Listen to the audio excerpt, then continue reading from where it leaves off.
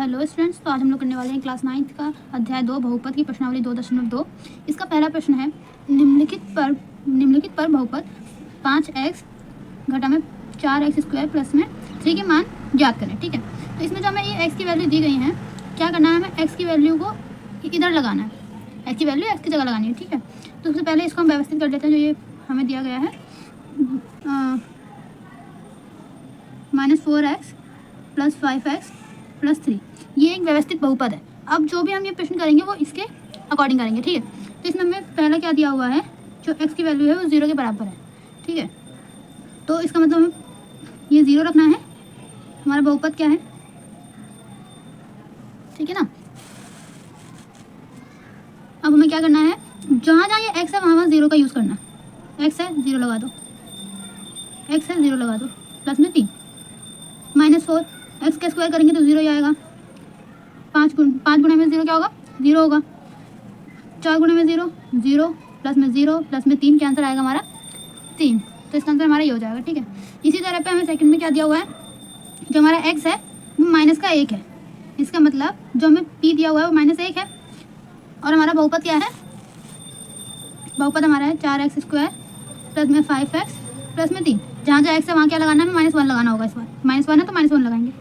-1 का square plus में 5 -1 का स्क्वायर प्लस में 3। ठीक है, -4, जब ये -1 का स्क्वायर है तो मल्टीप्लाई में क्या आ जाएगा, 1 आ जाएगा। माइनस माइनस प्लस होता है, 1 आ जाएगा। ठीक है, -1 होगा तो -5 आ जाएगा, प्लस में 3 गुणा करेंगे तो -4 -5 प्लस का 3, माइनस माइनस प्लस होता है तो -9 प्लस का 3 प्लस माइनस माइनस होगा।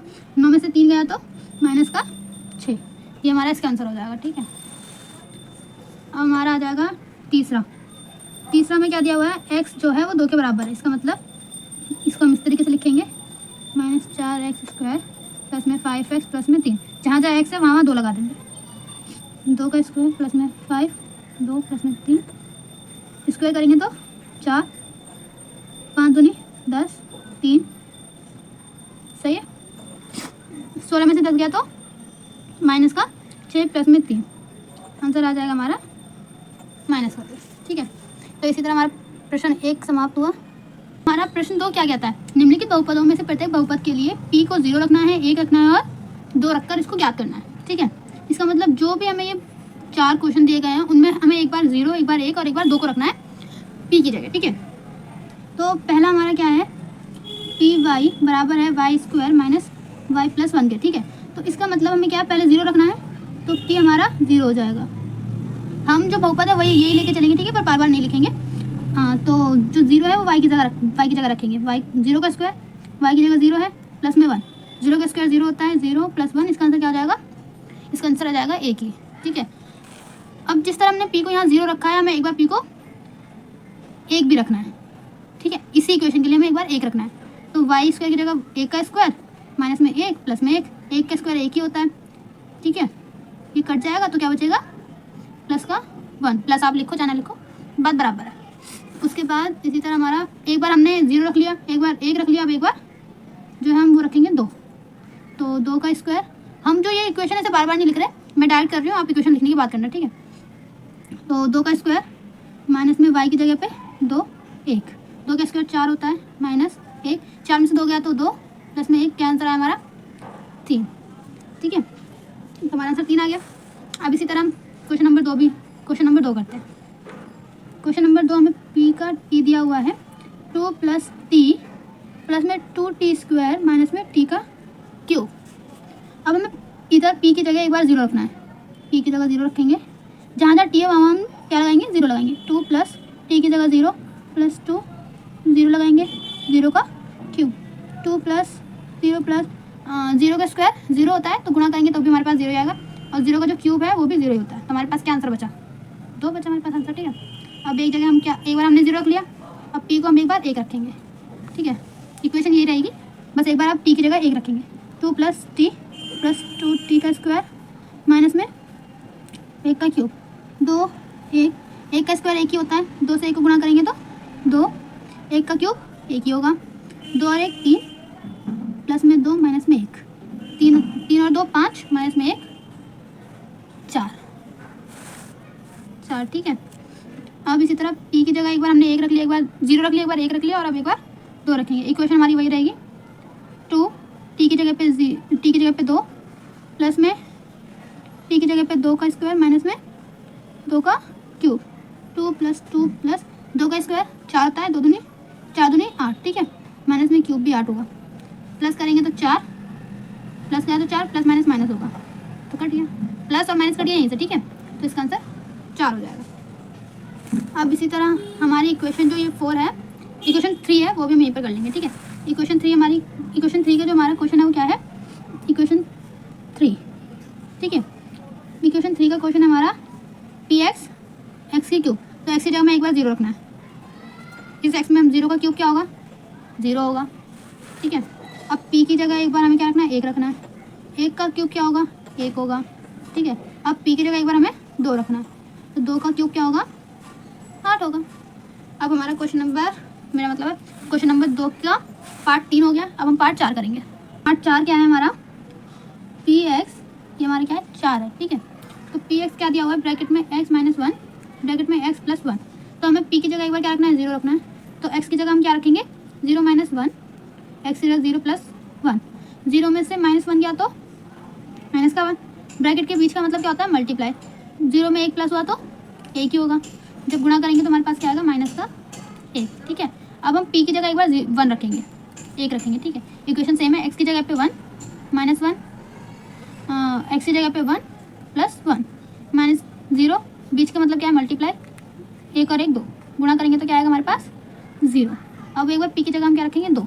इक्वेशन ये रहेगी, x की जगह पे 2 - 1 और 2 + 1, 2 में से 1 गया तो 1, बीच का मतलब गुणा, 2 और 1 3। तो इसी तरह हमारा क्वेश्चन नंबर 2 समाप्त होता है। अब हमारा प्रश्न नंबर 3, सत्यापित कीजिए कि दिखाए गए मान निम्नलिखित स्थितियों में संगत बहुपद के शून्यक है। इसका मतलब हमें ये सॉल्व करने के बाद, जैसे एक क्वेश्चन हमने सॉल्व किया तो उसमें 0 आता है, तो इसका मतलब ये बहुपद का शून्यक है। अगर 0 नहीं आता तो इसका मतलब ये बहुपद के शून्यक नहीं है, ठीक है। तो हम शुरू करते हैं पहले से। पी एक्स क्या है हमारा, 3 + 1, और इसके जो हमें एक्स की वैल्यू लगानी है वो लगानी है -1/3 लगानी है। इसका मतलब -1/3 हमें इस एक्स की जगह पे लगानी है। तो 3 एक्स की जगह पे हम ये वाली वैल्यू लगाएंगे जो हमें दी गई है, -1/3 प्लस में 1। इस वाले 3 से ये वाला 3 कट जाएगा, बचेगा क्या, -1 और प्लस में 1, प्लस माइनस हो गया, प्लस का 1 और माइनस का 1 कट गया तो हमारे पास क्या आया, 0 आ गया। तो इसका मतलब ये जो है वो बहुपद का शून्य, ये बहुपद के शून्यक है, ठीक है। इसी तरह से हमारा जो दूसरा पार्ट है उसमें क्या दिया गया हमारे, जो पी एक्स बराबर x² - 1, इसमें x की वैल्यू क्या है, एक बार x की वैल्यू को 1 रखना है और एक बार माइनस का 1 रखना है।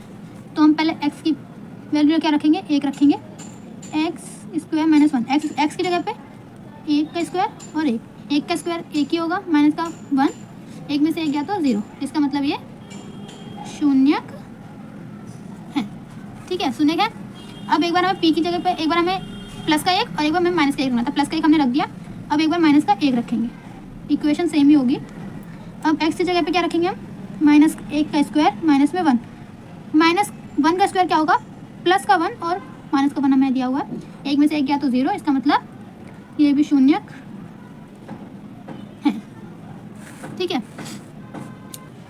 तीसरा क्वेश्चन है हमारे पास, पी एक्स 5/पाई और इसमें x की वैल्यू जो है वो 4/5 है, ठीक है। इसका मतलब p x की जगह में 4/5 रखनी है, इक्वेशन यही है। 5 x की जगह रखना है 4/5 माइनस में पाई, ठीक है। इस 5 से ये 5 कटेगा, बचा क्या, 4 - पाई। अगर आप चाहें तो ऐसे लिख सकते हैं, इसको आगे करेंगे तो क्या हो जाएगा, 4 माइनस पाई की वैल्यू क्या होती है, 22/7, ये ऐसे भी हो जाएगा। चौथा क्वेश्चन करते हैं। चौथा हमारा क्या है, फोर्थ हमारा है पी एक्स बराबर है x + 1 और x - 2 के, जहाँ हमें x की वैल्यू एक बार -1 रखनी है और एक बार 2 रखनी है। तो हम एक बार p की वैल्यू -1 रखते हैं, x की जगह पे -1 आ जाएगा, +1 और x की जगह -1 2, ठीक है। +1 और -1 कट जाएगा तो 0, गुणे में माइनस प्लस होता है तो माइनस का 3, आंसर क्या आएगा 0। इसका मतलब ये जो हमारा है वो शून्यक है क्योंकि 0 आया, ठीक है। -1 रख ली। अब एक बार हम पी एक्स है जो उसे 2 रखेंगे। क्वेश्चन क्या था हमारा x + 1 x - 2 है ना। एक बार हमने -1 रखने को बोला था, -1 रख लिया, अब 2 रखेंगे। तो x की जगह पे हम क्या लिखेंगे, 2 + में 1 और 2 - में 2, 2 और 1 3, बीच का मतलब गुणा, कटा तो 0, इसका मतलब इसका क्या आया 0, इसका मतलब ये शून्यक है, ठीक है।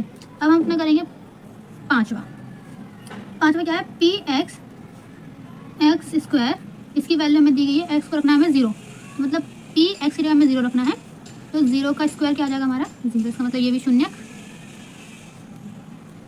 है, ठीक है। इसी तरह हमारा जो छठा प्रश्न है वो हमारा P x L x plus में एम, और इसमें हमें x की जो वैल्यू दी गई है वो दी गई है हमारी m बट्टे में l, ठीक है।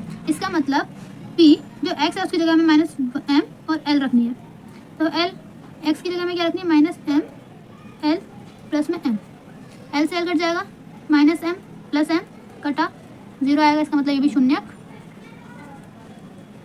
है। हमारा सातवां प्रश्न है, सातवां प्रश्न में क्या दिया हुआ है, पी एक्स 3x² माइनस में 1, जहाँ x की वैल्यू एक बार -1 रूट में 3 रखनी है और एक में 2 रूट में 3 रखनी है। तो p x की जगह में क्या रखना है -1 में रूट का 3, अब x की जगह पे हमें ये वैल्यू रखनी है 3x², x की जगह पे -1 रूट का 3 का स्क्वायर माइनस में 1, ठीक है। अब हमारा क्या है 3 आया, गुणे में -1 का स्क्वायर क्या होता है 1 होता है, और इस स्क्वायर से ये रूट कट जाता है, क्या आया हमारे पास ये 1, 3 से ये 3 कट जाएगा, बचा क्या हमारे पास 1 माइनस में 1 0, इसका मतलब ये शून्यक है, ठीक है। एक बार हमने हमें पी एक्स की जगह रखना है 2 रूट में 3, इक्वेशन वही है जो हमने पहले इसमें की है, इसलिए हम लिख देते हैं 3x की जगह 2 रूट में 3 का स्क्वायर माइनस में 1, ठीक है।